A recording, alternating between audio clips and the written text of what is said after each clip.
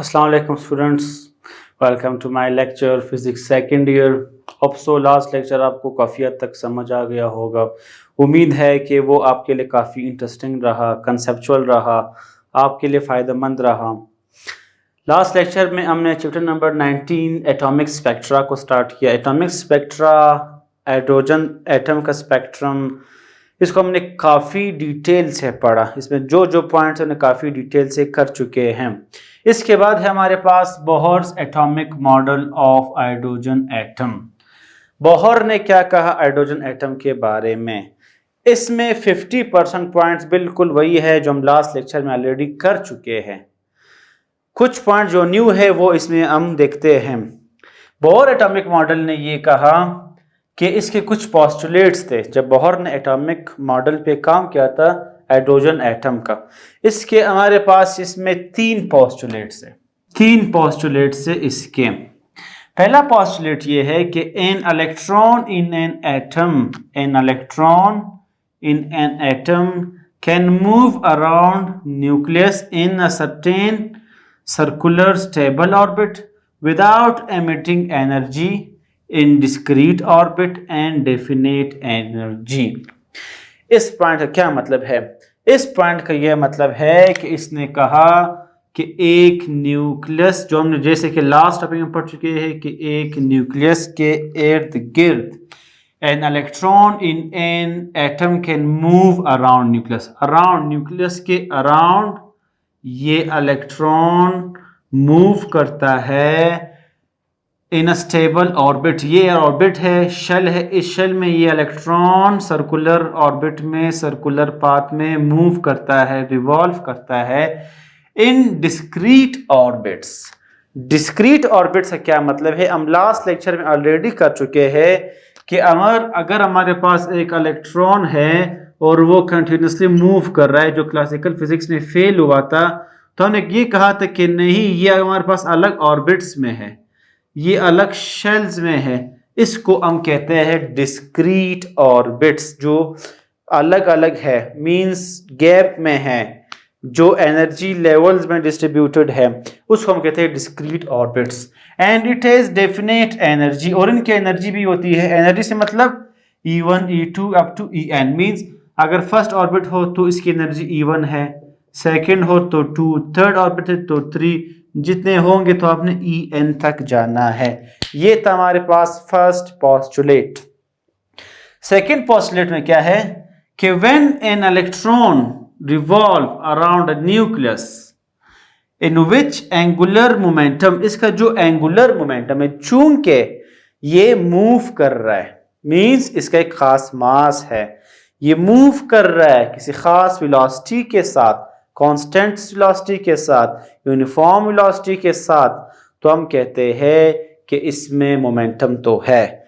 अब जब कोई पाथ सर्कुलर हो, ऑर्बिट सर्कुलर हो, काम सर्कुलर पाथ में हो रहा हो, उसी मोमेंटम को हम क्या कहते हैं? Angular momentum. Angular means circular path में हो, उसको हम एंगुलर मोमेंटम कहते हैं। इस पॉइंट का ये मतलब है। अब ये जो सेंटर पॉइंट आप समझ लीजिए, इसको अराउंड न्यूक्लियस, यहां से हम देखते हैं किस चीज को? L को, मींस एंगुलर मोमेंटम को, कि एक तो इस सेंटर पॉइंट से इस ऑर्बिट तक हमारे पास होता है रेडियस, जिसको हम Rn से जाहिर करते हैं। और जब ये आपके पास इलेक्ट्रॉन्स ऑर्बिट्स में मूव करता है, तो फर्स्ट करो इसके इलेक्ट्रॉन यू मूव कर रहा है, तो एक किसी खास मोमेंटम के साथ मूव करता है, P के साथ। यहां पर मकसद बताने का ये है, जो हम एंगुलर मोमेंटम ले रहे हैं L, जिसे हम कहते हैं कि एक न्यूक्लियस से इलेक्ट्रॉन रिवॉल्व कर रहा है, तो ये सेंटर पॉइंट से हम इसका मोमेंटम देख रहे हैं, एंगुलर पॉइंट से हम इसका मोमेंटम देख रहे हैं। तो इस एंगुलर मोमेंटम में हम एक दो चीजें देखती है, एक R है और एक P है। तो इसलिए हमने ये कहा in which angular momentum is an integral multiple of NH upon 2 pi. H हम इनकी एनर्जी के लिए यूज करते हैं, जिसका प्लांक्स कांस्टेंट पढ़ते हैं। 2 पाई मींस ये एक सर्कल है, सर्कल हमारे पास, अगर इसको आप ऑफ करो डायमीटर 1 पाई, तो ये 2 पाई सर्कल में होते हैं, तो 2 पाई के इक्वल है। अगर n नंबर ऑफ ऑर्बिट्स हो तो NH/2 पाई। अगर हमने एंगुलर मोमेंटम देखना है L, जैसे कि मैंने कहा कि ये RP के इक्वल है, यहाँ पर जो L है वो RP के इक्वल है, तो R को हम RN से यहाँ पर जाहिर कर रहे हैं RP। P का मतलब सिंपल जो मोमेंटम है वो है MV, V को भी R को भी RN से शो कर रहे हैं, V को VN से हम जाहिर कर रहे हैं। तो इसी इक्वेशन में L की जगह हमने MVNRN पुट करना है और NH/2 एज इट इज है। इस इक्वेशन को हम कहते हैं Bohr's quantization rule of angular momentum. Bohr's quantization rule of angular momentum, इसको हम देखते हैं। मतलब जब इसको हम in terms of angular momentum लिखते हैं तो इसका ये मतलब होगा। अब यहां पर जो n हम यूज करते आ रहे हैं उस n का मतलब है principal quantum number. Principal quantum number को आप समझ लीजिए जैसे कि पहला शेल, दूसरा शेल, अप टू कितने शेल से, तो n की वैल्यू आप पुट करते हो, उस तरह से आप देख सकते हो उसको। h हम करते आ रहे हैं, h हमारे पास क्या है, वो प्लांक्स कांस्टेंट है। तो ये फर्स्ट सिंपल पोस्टुलेट कि वो न्यूक्लियस के अराउंड इलेक्ट्रॉन्स स्टेबल ऑर्बिट्स में डिस्क्रीट फॉर्म में डेफिनेट एनर्जी में मूव करते हैं। सेकंड, इनमें जो एंगुलर मोमेंटम की बात है वो क्या है, वो भी हम कर चुके हैं। थर्ड क्या है, थर्ड पॉइंट ये है an electron emits energy only, कि एक इलेक्ट्रॉन, यहां पर तो हमने ये कहा कि विदाउट इमिटिंग एनर्जी, ये सिर्फ रिवॉल्व कर रहा है, इस टाइम ये एनर्जी इमिट नहीं करता। इट ओनली इमिट्स एनर्जी, ये सिर्फ तभी एक इलेक्ट्रॉन एनर्जी को इमिट करता है ओनली जब इसमें हम कहते हैं क्या होता है, ट्रांजिशन होता है। ट्रांजिशन का मतलब है ये जब जंप करता है। जंप का ये मतलब ये है कि जब ये एक ऑर्बिट से दूसरी ऑर्बिट तक जंप करता है। अब Pn का मतलब वही है जो हम लास्ट लेक्चर में कर चुके हैं कि जहां से जंप कर रहा है n, जहां पर जंप कर रहा है P, तो जब एक ऑर्बिट से दूसरी ऑर्बिट तक ये जंप करेगा तब ये एनर्जी जो है इमिट करता है in the form of radiations, in the form of photons, in the form of packets. ये सब हम इसको कह सकते हैं कि ये जो है एनर्जी जो है इमिट करता है।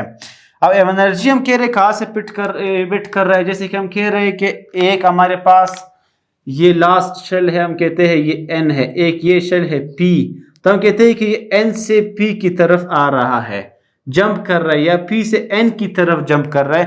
तो यहां पर हम इसको लेते हैं E मींस एनर्जी, P से n, जब ये P से n की तरफ जाएगा तो ये एनर्जी इमिट करेगा और ये टोटल एनर्जी HF के इक्वल है। इसको एक्सप्लेन करने की जरूरत नहीं है क्योंकि हम लास्ट पूरा चैप्टर हमने इसी पे पढ़ा है। तो ये था हमारे पास थर्ड पोस्टुलेट कि ये जो है एनर्जी इमिट करता है जब ये जंप करता है, जब ये ट्रांजिशन करता है एक सेल से दूसरे सेल तक, जब ये जंप करता है। अब इसी को देखकर ये रहे इसके पोस्टुलेट्स। अब देखते हैं रेडियाई ऑफ क्वांटाइज्ड ऑर्बिट्स। इसका रेडियाई क्या है, रेडियाई देखना है। आसान अल्फाज में हम कहते हैं कि रेडियस क्या है, रेडियस मालूम करना है इस ऑर्बिट्स का। इन ऑर्बिट्स का रेडियस के लिए हम ये कहते हैं कि हमारे पास, अब जैसे हम कहते हैं न्यूक्लियस, न्यूक्लियस हमारे पास क्या होता है, प्रोटॉन, जिसको हम पॉजिटिव चार्ज कहते हैं। ऑर्बिट में मूव करता है हमारे पास इलेक्ट्रॉन जो नेगेटिव चार्ज है। अब जब ये नेगेटिव चार्ज मूव करेगा, आप फर्ज करें ये यू मूव कर रहा है, तो हम ये कहते हैं कि इसमें खास मोमेंटम है, मींस मास है, वेलोसिटी है, यहाँ से यहाँ तक इसका क्या है, रेडियस है, इसको RN से हम कह सकते हैं, ये हम कर चुके हैं। एक पॉइंट इसमें ये है कि जब प्रोटॉन एंड इलेक्ट्रॉन रिवॉल्व करता है तो द प्रोटॉन और इलेक्ट्रॉन के दरमियान, between proton and electron, the electrostatic force, जो इनके दरमियान इलेक्ट्रोस्टैटिक फोर्स होता है वो कौन प्रोवाइड करता है, वो प्रोवाइड करता है हमारे पास, वो प्रोवाइड करता है सेंट्रीपिटल फोर्स, जो हमेशा इनवर्ड एक्ट करता है। ये हम दो फोर्सेस कर चुके हैं। फर्स्ट ईयर में कर चुके हैं, 9th क्लास में कर चुके हैं। Centrifugal, centripetal. Centripetal force inward act होता है जो बॉडी को रिवॉल्व करता है, which keeps the body in a circle. Centrifugal force outward act करता है, वो बाहर की तरफ एक्ट करता है, वो बाहर की तरफ बॉडी को पुश करता है। ये आपके पास क्या है, तो यहाँ पर मकसद बताने का कि सेंट्रीपिटल फोर्स होता है। अब हमारे पास क्या है, एक दो फोर्सेस है। एक फोर्स जो इलेक्ट्रॉन को रिवॉल्व करवा रहा है, सेंट्रीपिटल फोर्स। एक हमारे पास जो इलेक्ट्रॉन का फोर्स है, जो इलेक्ट्रोस्टैटिक फोर्स है, वो F। ये दोनों मैग्नीट्यूड में सेम होते हैं। अब यहाँ पर हम इसको, इस डायग्राम को इस तरह भी मैंने बेसिकली यहाँ पर जगह इसके लिए बनाया था, लेकिन नहीं हो सका। यहाँ से देखते हैं कि सेंट्रीपिटल फोर्स एंड ये जो इलेक्ट्रोस्टैटिक फोर्स है। अब सेंट्रीपिटल फोर्स हम करते आ रहे हैं कि ये mv²/r के बराबर होता है। इलेक्ट्रोस्टैटिक फोर्स मीन सिंपल जो हमने इलेक्ट्रिक फील्ड में किया था, जो ड्यू टू पॉइंट चार्ज किया था, वो सिंपल हमारा kq²/r² आया था। The very first chapter, first topic Coulomb's law में हमने ये किया था कि इलेक्ट्रोस्टैटिक फोर्स क्या आया था, kq²/r², जो हम फील्ड की बात करते थे। तो इसकी जगह हमने k, यहाँ पर जो कि q है, q की जगह हमने e पुट किया है, तो kq²/r², लेकिन यहाँ पर e यूज कर रहे हैं ke²/r²। और हम करते आ रहे हैं कि r हो तो r n, v हो तो v n, n क्या है, प्रिंसिपल क्वांटम नंबर। अब यहाँ से हमने मालूम करना है v² को मालूम करने के लिए r डिवाइड हो रहा है, यहाँ पर मल्टीप्लाई हो जाएगा, और m मल्टीप्लाई हो रहा है, यहाँ पर डिवाइड हो जाएगा। चूंकि स्पेस कम है, टाइम कम है, तो मैंने इसको थोड़े शॉर्ट मेथड से लिखा है, मींस एक एक स्टेप स्किप करके, ताकि अगर आपका मैथ बिल्कुल सही है तो आप ये समझ जाओगे। तो हमारे पास जब m यहाँ पर आएगा तो डिवाइड हो जाएगा, r यहाँ पर हो जाएगा तो मल्टीप्लाई हो जाएगा, लेकिन ये स्क्वायर है, जब एक स्क्वायर इस आर एन से कट जाएगा तो सिर्फ एक आर एन रह जाएगा। एक इक्वेशन हमारे पास ये रहा। एक पॉइंट हम आगे लेते हैं कि अकॉर्डिंग टू सेकंड पोस्टुलेट, जो सेकंड पोस्टुलेट है, सेकंड पोस्टुलेट में हमने ये बात की थी, जो मोमेंटम है इसका। अब ये था mv/r/nh/2π, हमने एज इट इज लिया है। अब यहाँ पर हमें v चाहिए, r मल्टीप्लाई हो रहा है, इस तरफ आकर डिवाइड हो जाएगा, m मल्टीप्लाई हो रहा है, इस तरफ आकर डिवाइड हो जाएगा, हमारे पास सिर्फ vn रह जाएगा। लेकिन हम यहाँ पर हमें vn² चाहिए, क्यों? क्योंकि ये भी स्क्वायर है। अगर ये भी स्क्वायर होगा तो दोनों के लेफ्ट साइड बराबर है, सेम है, हम राइट साइड को इक्वल ले सकते हैं, जिसको हम नाम देते हैं कंपेयरिंग का। तो इसलिए हम इन दोनों साइड पे क्या करते हैं, स्क्वायरिंग करते हैं, स्क्वायरिंग ऑन बोथ साइड्स, जिससे n² h², 2 मीन्स 4, पाई का स्क्वायर, m² r²। ये रहा हमारे पास सेकेंड इक्वेशन। अब देख ले कि लेफ्ट हैंड साइड दोनों इक्वेशंस का सेम है, तो हम इसका जो राइट हैंड साइड है उसको हम डायरेक्ट इक्वल ले सकते हैं, जिसको हम कंपेयरिंग भी कहते हैं, कंपेयरिंग 1 and 2। तो हमने दोनों लिख लिए हैं। अब यहाँ पर हम ये क्यों कर रहे हैं, क्योंकि हमें रेडियाई चाहिए, r चाहिए। r किस तरह मालूम करेंगे? अब इस r को हमने सिंगल करना है, इस r को हम किस तरह सिंगल करेंगे, हमने सिंपल सॉल्व करना है। हमें चाहिए r, तो इस मेथड को मैंने डायरेक्ट लिखा है। देखिए n² h² उसी तरह है, ये r² है, एक r इससे कट जाएगा तो वो r इस तरफ आकर मल्टीप्लाई हो जाएगा, ये बन जाएगा। ke² मल्टीप्लाई हो रहा है, ये इस तरफ आकर ke² डिवाइड हो जाएगा। m² है तो एक m कट जाएगा, सिर्फ एक m रह जाएगा। तो ये सिंपल हमारे पास ये इक्वेशन रह जाएगा। यहाँ पर हमें सिंपल सिर्फ और सिर्फ वैल्यूज पुट करनी है बस। n², n तो इस छोड़, n हमारे पास जो principal quantum number, first orbit, second orbit, third orbit, वो हम एंड में करेंगे। h मीन्स प्लांक्स कांस्टेंट, इसकी जगह हमने इसकी वैल्यू पुट की। 4 as it is, pi means 3.142, k is Coulomb's constant, जो हम पढ़ते आ रहे हैं फर्स्ट चैप्टर में, कूलम्स कांस्टेंट की वैल्यू क्या थी, 9 multiply by 9 newton metre square पर कूलम स्क्वायर। तो के की जगह हम 9 multiply by 9 newton metre square पर coulomb square. Mass of electron recently last chapter में हम कर चुके हैं कि मास ऑफ इलेक्ट्रॉन हमारे पास क्या है, ये 9.1 multiply by 10 power minus 31 mass of electron है। ई मीन्स एक इलेक्ट्रॉन में कितने चार्जेस होते हैं, ई मीन्स इलेक्ट्रॉन की वैल्यू, सिर्फ एक इलेक्ट्रॉन में कितने चार्जेस है ये हम कर चुके हैं फर्स्ट चैप्टर में। ये है 1.6 multiply by 10 power minus 19 coulomb के चार्जेस होते हैं एक इलेक्ट्रॉन में। इस पे स्क्वायर है तो यहाँ पर भी स्क्वायर होगा। इसको सॉल्व करके मैंने डायरेक्ट आंसर लिखा है हमारे पास 0.053 multiply by 10 power minus 9 n square as it is metre answer आया। मीटर क्यों, क्योंकि रेडियस को हम मीटर में लिखते हैं। अब 10 पावर माइनस 9 हमें पता है वो किस चीज के इक्वल होता है, वो नैनो के इक्वल होता है प्रीफिक्सेस को देखकर। तो इसकी जगह हमने नैनो लिखा और metre as it is nano लिखा, इसकी जगह metre as it is n square as it is. अब हम क्या कर रहे हैं कि that therefore n is equal to 1, n is equal to 1 का ये मतलब है कि अगर हम n की वैल्यू 1 हो, मींस फर्स्ट ऑर्बिट तक जो रेडियस है, सेकंड ऑर्बिट तक जो रेडियस है n2, थर्ड ऑर्बिट तक जो रेडियस है n3, तो n1 के लिए अगर हम देख ले तो n की जगह जब हम 1 पुट करेंगे, 1 का स्क्वायर 1, तो 1 को इससे मल्टीप्लाई करो, वापस ये आंसर बन जाएगा।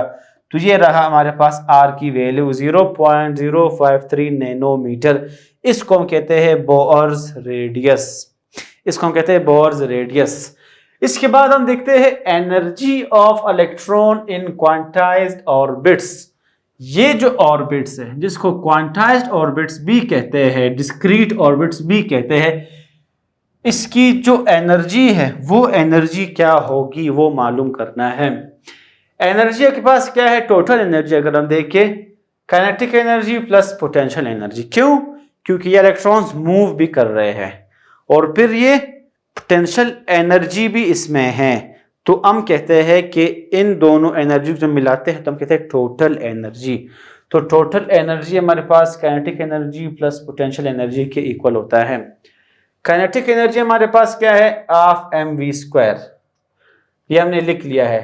पोटेंशियल एनर्जी क्या है, अब पोटेंशियल एनर्जी के लिए हम यहाँ पर क्या लिख रहे हैं, हम यहाँ पर लिख रहे हैं F.R। F.R हम यहाँ पर क्यों लिख रहे हैं, क्योंकि ये यहाँ पर पोटेंशियल का लफ्ज़ हमेशा जैसे हाइट पे जाना, एक चीज हाइट पे आ गई कहते हैं ये पोटेंशियल एनर्जी पर है। तो इन ऑर्बिट्स में आप देख ले, इन ऑर्बिट्स में ये जो हमारे पास जब ये इलेक्ट्रॉन मूव कर रिवॉल्व कर रहा है एक ऑर्बिट में, दूसरे ऑर्बिट में, तीसरे ऑर्बिट में, ये क्या करता है, इसमें एक फोर्स होता है, वो हम कर चुके हैं कि इसमें एक इलेक्ट्रोस्टैटिक फोर्स होगा। दूसरा पॉइंट, ये इलेक्ट्रोस्टैटिक फोर्स किस पॉइंट के दरमियान होगा, रेडियस भी इसमें होगा, तो रेडियस भी इसमें होगा। रेडियस के थ्रू ये जब इस पे फोर्स लगेगा, अगर ये फर्ज करे इस दूसरे ऑर्बिट तक ये आ गया, अगर ये सेकंड ऑर्बिट तक ये आ गया, तो इसने फोर्स जब फील करेगा तो ये सेकंड ऑर्बिट तक अगर आ गया, तो अब पहले अगर इसका रेडियस ये था, अब इसका रेडियस यहां तक है, मींस ये और ऊपर गए और ऊपर गए, तो इसको in sense of F R को यहां पर हम पोटेंशियल एनर्जी लेते हैं। डॉट को जब भी खत्म करते हैं उसको हम क्या लिखते हैं, F R cos theta, dot को हम कॉस लेते हैं। अब एफ आर के दरमियान एंगल यहां पर 180 लिया जाता है।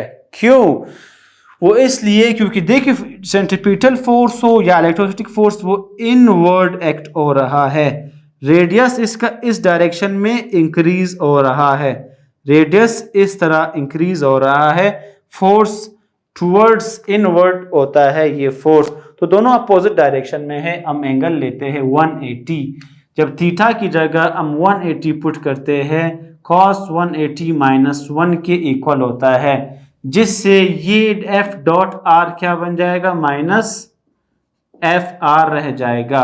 अब देखते हैं, हाफ एम वी स्क्वायर की जगह वी स्क्वायर की जगह के ई स्क्वायर एम आर, के ई स्क्वायर एम आर हमने पुट कर लिया है।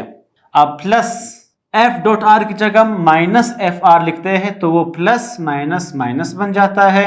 R N R N, R N as it is. F आपके पास क्या है, K E square by R square, तो एफ की जगह हमने पुट किया है K E square by R square. अब तो सिंपल है, देखिए मास और मास कट जाएगा, आपके पास रह जाएगा के ई स्क्वायर 2r n, वो रह गया माइनस के ई स्क्वायर, अब इससे एक r, इस एक r से कट जाएगा तो सिर्फ एक आर एन रह जाएगा। इन दोनों को जब हम एलसीएम लेंगे, मैंने डायरेक्ट लिखा है, इसका वैल्यू हमारे पास minus K E square by 2r n आ जाता है। अब इस वैल्यू में क्या करेंगे, substituting value of R N, जो आर एन की वैल्यू है, ये value N square H square 4 pi square K M E square को हम पुट करेंगे यहाँ पर। जब यहाँ पर पुट करेंगे तो मैंने डायरेक्ट लिखा है, हमें 2 pi square K square M E N square H square, इसको जब हम पुट करेंगे तो ये इक्वेशन हमारे पास आएगा। अब इसमें सिंपल हमने वैल्यूज पुट करनी है, बस वैल्यूज किस तरह पुट करेंगे, -2 पाई की जगह 3.142, के की जगह Coulomb's constant, mass of electron और चार्ज ऑन अ इलेक्ट्रॉन, ये हम कर चुके हैं। अब हमारे पास क्या है, n as it is, h means Planck's constant, इन सब को मल्टीप्लाई करके जब डिवाइड किया जाता है, माइनस एज इट इज, हमारे पास माइनस आता, आंसर आता है 3.6 या 3.606 हम लेते हैं, 3.6 आंसर आ गया इन सब को सॉल्व करके। ये जो नीचे वाला n स्क्वायर है उसको हमने एक साथ ही लिखा है। अब एनर्जी को तो हम लेते हैं जाउल में, लेकिन यहाँ पर इलेक्ट्रॉन वोल्ट में। जब इस वैल्यू को मालूम करते हैं, उसको हम डिवाइड करते हैं इलेक्ट्रॉन वोल्ट की वैल्यू से, जो हम लास्ट चैप्टर में कर चुके हैं, उसको आप डिटेल लेक्चर से देख सकते हैं। अगर उसको अभी मैं एक्सप्लेन करता जाऊँ तो इसमें भी पूरा पीरियड जाया होगा। तो आप ये इसको इलेक्ट्रॉन जाउल को इलेक्ट्रॉन वोल्ट में किस तरह लिखना है, इलेक्ट्रॉन वोल्ट की जो वैल्यू है उसे आपने डिवाइड करना है, वो आप प्रीवियस चैप्टर के लेक्चर्स में देख सकते हैं। तो मकसद बताने का 13.6 आंसर आ गया, N square as it is. अब n का मतलब यहाँ पर हमारे पास क्या है, फर्स्ट ऑर्बिट। अगर n की इज इक्वल टू 1 हो तो मीन्स फर्स्ट ऑर्बिट, अगर n इज इक्वल टू 2 हो मीन्स सेकंड ऑर्बिट, अगर n इज इक्वल टू 3 हो मीन्स थर्ड ऑर्बिट। तो अगर n की जगह आप 1 पुट करते हो, 1, इसको 1 से डिवाइड करो तो 13.6 आपके पास आंसर आएगा। अगर n की जगह आप 2 पुट कर लो तो 2 का मतलब क्या है, 2 का स्क्वायर 4, फिर उसको आपने 4 से, इसको फिर आपने 4 से डिवाइड करना होगा, फिर आपके पास एनर्जी आएगी सेकंड ऑर्बिट की, फिर आपके पास एनर्जी आएगी E2 की। अगर n की जगह आप 3 पुट करते हो तो 3 का स्क्वायर 9, फिर इस वैल्यू को अपने 9 से डिवाइड करना है, इस वैल्यू को अपने 9 से डिवाइड करना है, तो आपके पास एनर्जी आएगी E3। तो अब इसको मैंने यहाँ पर भी लिखा है। अब E1 जो फर्स्ट ऑर्बिट की एनर्जी है, वो हमने प्रूफ बाकायदा कर लिया है कि -13.6 हमारे पास एनर्जी आई है, -13.6 हमारे पास एनर्जी है। फिर जब n की जगह 2 पुट करेंगे, 2 का मतलब है 2 का स्क्वायर 4, 4 से डिवाइड करेंगे तो E2 आ जाएगा, वो वैल्यू होगी -3.4। फिर जब n की जगह यहाँ पर 3 पुट करेंगे तो थर्ड ऑर्बिट की एनर्जी आएगी, वो ये आएगी। फिर जब n की जगह हम 4 पुट करेंगे तो फोर्थ ऑर्बिट की जो एनर्जी होगी, मींस जो E4 होगी, वो ये आएगी। इसी तरह अगर n की जगह हम 5 पुट करेंगे, 5 का स्क्वायर 25 से जब डिवाइड करेंगे तो हमारे पास फिफ्थ ऑर्बिट की एनर्जी आएगी, वो ये होगी 0.5442। तो इस फार्मूले से हम हर ऑर्बिट के लिए एनर्जी मालूम कर सकते हैं। तो ये है energy of electron in quantized orbits. Last part हमारे पास है spectral lines of hydrogen atom and energy level diagram. ये बिल्कुल वही पॉइंट है जो हमने लास्ट लेक्चर में एटॉमिक स्पेक्ट्रा में स्पेक्ट्रम ऑफ हाइड्रोजन एटम में देखा कि किस तरह एक डिस्चार्ज ट्यूब को हम जो है एक्साइट करते हैं, एक सोर्स के साथ कनेक्ट करते हैं। जब वो एक्साइट होता है, एक्साइट मतलब वो इलेक्ट्रॉन जंप करता है हायर ऑर्बिट तक, जब उस सोर्स को हम निकाल देते हैं, डिस्चार्ज ट्यूब कूल होना शुरू हो जाता है, तो ये वापस डी एक्साइट होकर लोअर ऑर्बिट्स में जंप करता है। अगर ये फर्स्ट ऑर्बिट में जंप करेगा तो क्या होगा, सेकंड में जंप करेगा तो क्या होगा, थर्ड में, फोर्थ में, फिफ्थ में, कहां से कहां तक जंप करेगा तो क्या होगा, उसको हमने सिंपल नाम दिया था स्पेक्ट्रल सीरीज का। ये हम डिटेल से कर चुके हैं लास्ट लेक्चर में। उन स्पेक्ट्रल सीरीज में हमने ये कहा कि अगर कोई इलेक्ट्रॉन, अब फर्ज करिए कोई न्यूक्लियस है, यहाँ पर इलेक्ट्रॉन रिवॉल्व कर रहा है, ये है, अब फर्ज करें ये है हमारे पास। अब जब इस इलेक्ट्रॉन को, ये इलेक्ट्रॉन यहाँ पर है, अब ये इलेक्ट्रॉन रुका हुआ है या रेस्ट में है या इसमें कोई काम नहीं हो रहा या सिर्फ और सिर्फ रिवॉल्व कर रहा है, तो हमने ये कहा था कि डिस्चार्ज ट्यूब के जरिए इसको अगर हम एक्साइट कर ले, इसको हम हाई वोल्टेज देते हैं, तो ये हम ऑलरेडी कर चुके हैं कि ये क्या करता है, ये एक्साइट कर जाता है। मींस एक्साइटेशन का ये मतलब है ये इलेक्ट्रॉन जंप करते करते लोअर से हायर ऑर्बिट तक आ जाता है। अभी कोई भी आखिरी ऑर्बिट है, इसको हम नाम देते हैं एन। अब जब इस सोर्स को हम ख़त्म करते हैं, सोर्स निकाल देते हैं, या मैंने कहा कि जब डिस्चार्ज ट्यूब कूल होना शुरू हो जाता है, तो मैंने ये कहा कि एक्साइटेशन के बाद ये वापस डी एक्साइट होता जाता है। ड्यूरिंग डी एक्साइटेशन, या हम ये कहते हैं कि ड्यूरिंग डी एक्साइटेशन, अब डी एक्साइटेशन का ये मतलब है कि जब ये हायर ऑर्बिट से लोअर ऑर्बिट तक जंप करता है तो ये एनर्जी रेडिएट करता है, एमिट करता है in the form of photon. हम इसको कह सकते हैं कि ये एनर्जी रेडिएट करता है। दूसरा पॉइंट, अब ये आपके पास फर्स्ट ऑर्बिट है, फर्स्ट कर ले तो इसको हम देखते हैं E1, सेकेंड ऑर्बिट की एनर्जी E2, थर्ड ऑर्बिट की एनर्जी E3, फोर्थ ऑर्बिट की एनर्जी E4, फिफ्थ ऑर्बिट की एनर्जी E5 है हमारे पास, सिक्स की होगी तो आपके पास E6 होगी। अब यहाँ पर देख ले कि स्टार्ट में जो फर्स्ट ऑर्बिट है ये बहुत ही टाइटली बॉन्ड होता है, स्ट्रॉन्ग इंटरेक्शन होता है, स्ट्रॉन्ग अट्रैक्टिव फोर्स होता है, जिससे मतलब सबसे ज्यादा एनर्जी इसमें होगी, फिर इसमें कम, फिर इसमें कम, फिर इसमें कम, फिर इसमें कम, ये इस तरह है। या इसको अब यहाँ पर देख ले -13.6, फिर कम, फिर कम, फिर कम, फिर कम, तो इसको आप इस तरह भी डिस्ट्रीब्यूट कर सकते हो। एक पॉइंट तो ये है। दूसरा point, spectral length of hydrogen atom में हम लास्ट लेक्चर में कर चुके हैं कि जब डी एक्साइटेशन होता है तो ये जो इलेक्ट्रॉन है ये जंप कर सकता है किस में, अब ये 1 में, 2 में, 3 में, 4 में, 5 में, ये हमारे पास 6 नफस करो, ये 6 में पड़ा हुआ है। अब जब ये एन जहां से जंप कर रहा है वो एन है, अब फर्ज करो ये 1 पर जंप कर रहा है, जहां पर जंप कर रहा है वो हमारे पास क्या है, वो P है। ये हम कर चुके हैं इस फार्मूले से, 1/λ RH 1/p² - 1/n²। RH का मतलब रेडबर्ग्स कांस्टेंट था, 1.097 × 10⁻7 आपके पास इसकी वैल्यू आई है। ये इसकी फिक्स्ड वैल्यू है 1/p² - 1/n²।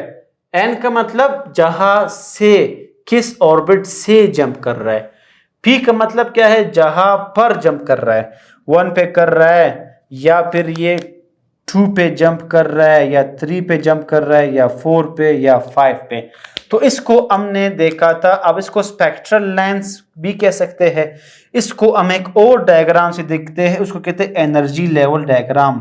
अब n = इन्फिनिटी, जहां पर एनर्जी बिल्कुल अब समझ ले कि जीरो है, तो देख ले एनर्जी बिल्कुल कम होती जा रही है, तो ये जीरो, फर्ज कर आप जीरो है, इन्फिनिटी तक आप जा रहे हो। अब इन्फिनिटी से आना, इन्फिनिटी से यहाँ तक आना, अब जैसे कि मैंने यहाँ पर किया, आपके पास n = 1 है, या आप कहते हो कि फर्स्ट ऑर्बिट है आपके पास, इस तरह आप इसको देख सकते हैं। अब इसमें मैंने ये ऑलरेडी कहा कि अगर ये फर्स्ट ऑर्बिट में जंप करता है, ये इलेक्ट्रॉन अगर फर्स्ट ऑर्बिट में जंप करता है, जहां पर मींस P की वैल्यू क्या है, 1, ये हम डिटेल से कर चुके हैं। P की वैल्यू 1 है, जहां पर जंप कर रहा है वो फर्स्ट ऑर्बिट पे ये जंप कर रहा है, उसको हमने कहा था लेमन सीरीज। लेमन सीरीज का हमने कहा था कि ये इसकी वेवलेंथ क्या है, इसका फार्मूला क्या है कि जब ये फर्स्ट ऑर्बिट पे ड्यूरिंग डी एक्साइटेशन, जब ये फर्स्ट ऑर्बिट पे जंप करता है उसको हम लेमन सीरीज कहते हैं। किस रीजन में ये रहता है ये हम लास्ट लेक्चर में ऑलरेडी कर चुके हैं। ये जो है अल्ट्रा वायलेट रीजन में होता है। अल्ट्रा वायलेट रीजन को हमने लेमन सीरीज नाम दिया था, ग्रुप 1 नाम दिया था, तो ये हम कर चुके हैं। इसके बाद हम देखते हैं अगर ये इलेक्ट्रॉन अब ये एट द 1, अब हम कहते हैं n इज इक्वल टू 2, अगर ये इलेक्ट्रॉन जंप करता है सेकंड ऑर्बिट में, इसको हम एनर्जी लेवल डायग्राम कहते हैं, इसको spectral lines of hydrogen atom भी कहते हैं। अगर हम कहते हैं कि ये सेकंड ऑर्बिट पर जंप करता है, कहाँ पर, सेकंड पर जंप कर रहा है, मीन जो पी की वैल्यू है, आप इसको पी से भी जाहिर कर सकते हैं, पी की वैल्यू है आपके पास जहां पर एन भी लिख सकते हैं, एन मीन्स एन भी हमारे पास ऑर्बिट से हम इसको जाहिर कर सकते हैं। यहां पर हम एन को हम इस तरह कंसिडर कर रहे हैं कि जहां से मीन्स पी मतलब जहां पर, अब ये सेकंड पर आ रहा है, सेकंड ऑर्बिट पर, तो पी की वैल्यू 2 है। अगर यहां पर आप देख ले कि अगर इलेक्ट्रॉन सेकंड ऑर्बिट पे जंप करता है, जब इलेक्ट्रॉन जहां पर पी, अब पी ये है, जब ये सेकंड इलेक्ट्रॉन पर जंप करता है मींस पी की वैल्यू 2, फिर उसको हम कहते हैं when it jumps from N to second orbit, जब सेकंड ऑर्बिट पे ये जंप करता है it is called Balmer series. और हमने ये भी कहा कि बल्मर सीरीज किस रीजन में रहता है, ये विजिबल रीजन में रहता है।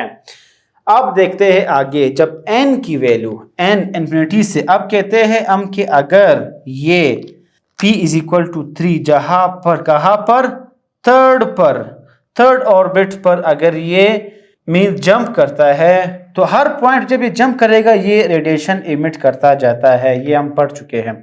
अब फर्स्ट करें थर्ड पे मैं p लिखता हूं, थर्ड पे अगर ये जंप करता है, जब p मतलब 3, तो अगर ये थर्ड पे जंप करता है उसको हम कहते हैं पास्चन सीरीज। पास्चन सीरीज का मैंने कहा है कि ये कहां पर रहता है, इंफ्रारेड रीजन में ये रहता है, इंफ्रारेड रीजन में। इसी तरह फिर हम कहते हैं कि अगर p की वैल्यू आपके पास क्या हो 4 का मतलब है कि अगर ये फोर्थ ऑर्बिट में जंप करता है, मींस फोर्थ ऑर्बिट पे अगर ये n फोर्थ पर, p मींस इस पर जंप कर, अगर ये फिफ्थ पर जंप करता है, मींस सॉरी अगर ये फोर्थ पे जंप करता है उसको हम कहते हैं ब्रैकेट सीरीज। ये हम लास्ट लेक्चर में कर चुके हैं बाय डायग्राम कि ये भी इंफ्रारेड रीजन में रहता है।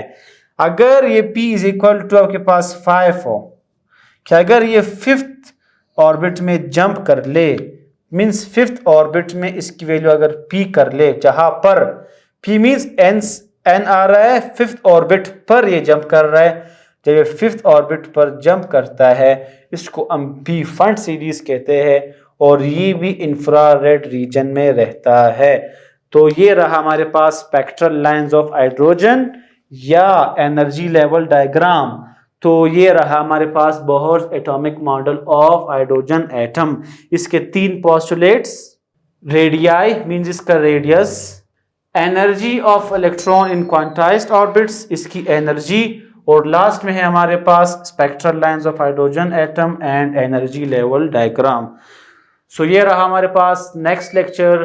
उम्मीद है आपको ये काफ़ी हद तक समझ आ गया होगा।